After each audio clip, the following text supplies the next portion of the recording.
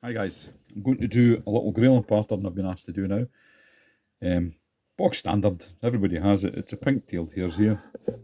The only slight difference that I tend to do with my ones is I quite like to use some Pink Microglint as a tying thread.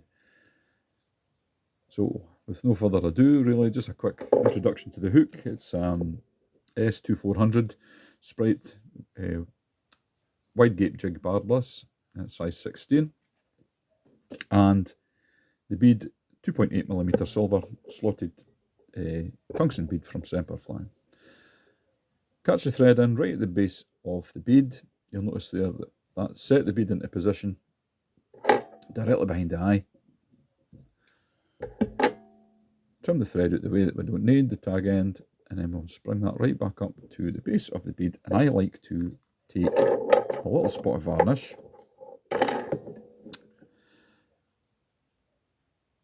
just drop it to the dubbing needle,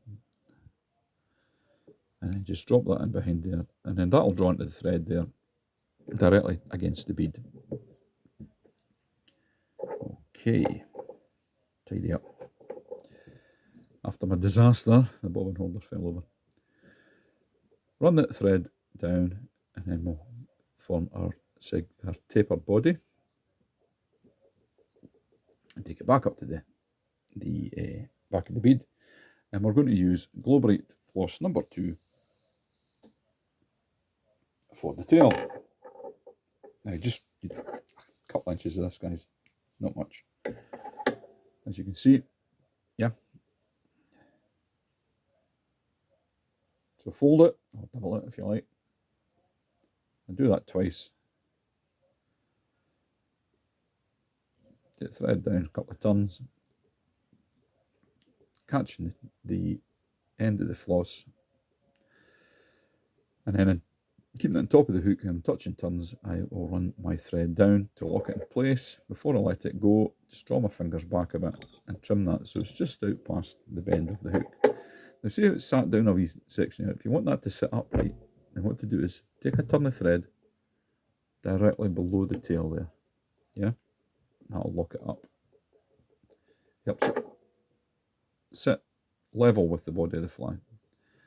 We'll trim our waist from the head here. There we go. And then, make sure that's locked tight in behind the tail. Run the thread back up to behind the bead. Now for the body, I'm going to use a medium hares here. It's got a lot of spiky guards in it. Excellent dubbing, nice scruffy lifelike dubbing. One of my favourites. So as we see, I've dubbed on, say, what, about 1.5 inches onto the thread. Not too tight, and not too slack that it's just a big mess. And then what we'll do is we'll just run that down, touching turns towards the tail, and then I take a couple of turns of the thread just at the base of the tail, and then just using that thread to ribbit, come back up to the head of the fly. Brush that back, and you've formed the body. Simple, really buggy, really lifelike, and scruffy. Fishy, as we would say. Now for the hackle, what I'm going to do is I'm going to pick out a single feather from a natural hen cape that I picked up from Chevron. You see there, white tips, black body, almost a grizzle hackle, not quite. And then what we do is prep the hackle by stripping the fibres we don't need from the base of the stem. Now, this is a slotted bead, so what I like to do is lay the hackle and the stem goes into the slot in the bead, yeah? Just like that. Just helps keep it out of the way. So lock and turn there.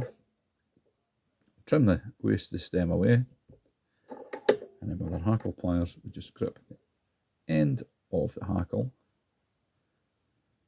and we'll get But this one should be enough for 2 turns max. Then take the thread through the hackle, catching the end. Lock and turn there. Slide out of the way. And then just come in with your scissors. Keep the just a V. You're not going to snip in here because you're not going to cut the hackle fibres away. But just take your stem, your waist end if you like, and then just push your scissors back. It should be sharp enough to trim that waist out of the way. Draw it all forward. Draw it all forward. And bring it all forward. And then I like to put in a couple of turns of thread right at the base of the hackle.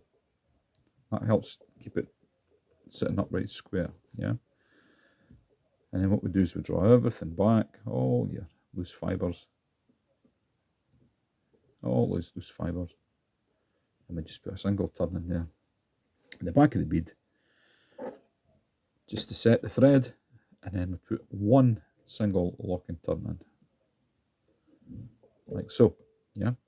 Take your finger on your thumbnail, draw that tight, and that'll compress the thread down.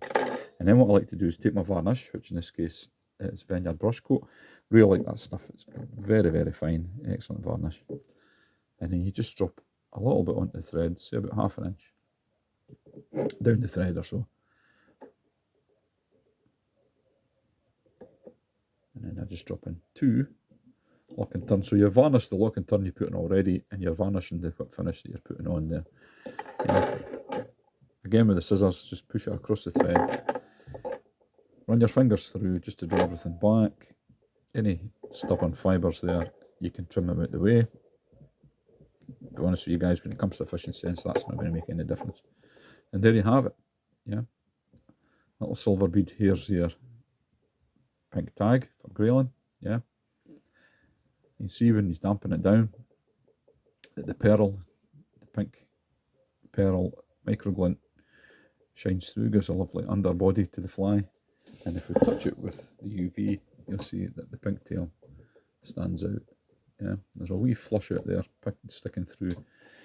Give you a wee enhancement in the body.